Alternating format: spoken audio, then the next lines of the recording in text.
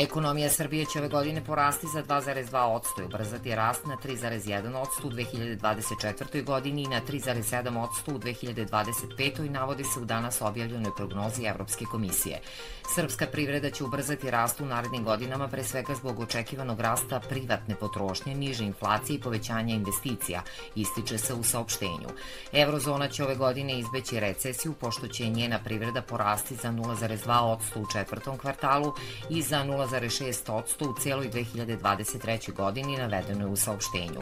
Evropska komisija je tako korigovala naniže svoju prethodnu septembarsku prognozu rasta eurozone od 0,8% u 2023. godini, a veruje da će privreda eurozone porasti za 1,2% u 2024. godini i za 1,6% u 2025. godini. Nemački kancelar Olaf Scholz istakao je da je potrebno da se ne skrene sa procesa daljeg približavanja zemalja Zapadnog Balkana Evropskoj uniji i istakao da to podrazumeva i rešavanje različitih sporova, uključujući i ona između Beograda i Prištine. On je rekao da se naporno radi na teškoj situaciji između Beograda i Prištine, dodajući da je uvek na strani procesa proširenja. Na konferenciji za novinare sa grčkim premijerom Kirijakosom Mitsotakisem u Berlinu, nemački kancelar je dodao da se nada da će biti ostvaren napredak u sporu između Severne Makedonije i Bugarske. Podsjetio je da je zemljama Zapadnog Balkana obećano članstvo u Evropskoj uniji pre 20 godina na samitu u Solunu 2003. godine. Naveo je da je u prošlosti razgovarao sa predstavnicima različitih zemalja kako bi se uverio da bilateralizacijom ne dođe do skretanja sa tog procesa. Prosečan mesečni prihod domaćinstava u Srbiji je 78.393 dinara, pokazuje anketa o potrošnji domaćinstava u 2022. godini, čije rezultate danas objavio Republički zavod za statistiku. Najveći deo prihoda prosečnog domaćinstva u Srbiji dolazi iz redovnog radnog odnosa 49,9%, zatim od penzija 32,1%. Gotovo sav prihod 96,9% je u novcu, dok je tek 3,1% prihoda u naturi. Prosečan mesečni prihod domaćinstva u gradskom području je 80.697 dinara i viši je od prosečnog mesečnog prihoda domaćinstva u ostalim područjima koji iznosi 74.644 dinara.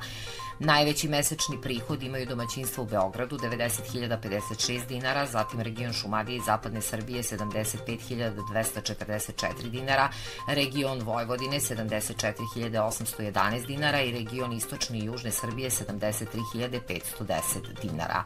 Republički zavod za statistiku u okviru programa statističkih istraživanja od interesa za celu zemlju u 2022. godini sproveo statističko istraživanje anketa o potrošnji domaćinstava koje se od 2003. godine sprovodi po međunarodnim standardima i preporukama Eurostata.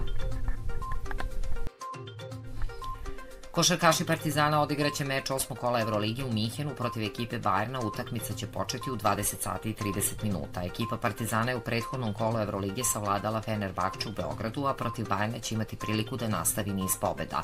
Crnobeli se uoči duela sa timom iz Minhena nalaze na 11. mesto Evrolige sa skorom od 3 trijumfa i 4 poraza, dok je Bajern na 15. poziciji. U timu Partizana zbog bolesti neće biti Balša Koprivica, dok je nastup Andreasa Opsta i Isaka Bonge za Bajern još uvek neizvestan. U Srbiji sutra umereno oblačno i suvo, vetar slab i umeren, na istoku Srbije ujutru i prepodne i jak, zapadni i severozapadni, uveče u skretanju na južni i jugoistočni. Najniža temperatura od 2 do 8, najviša dnevna od 12 do 16 stepeni.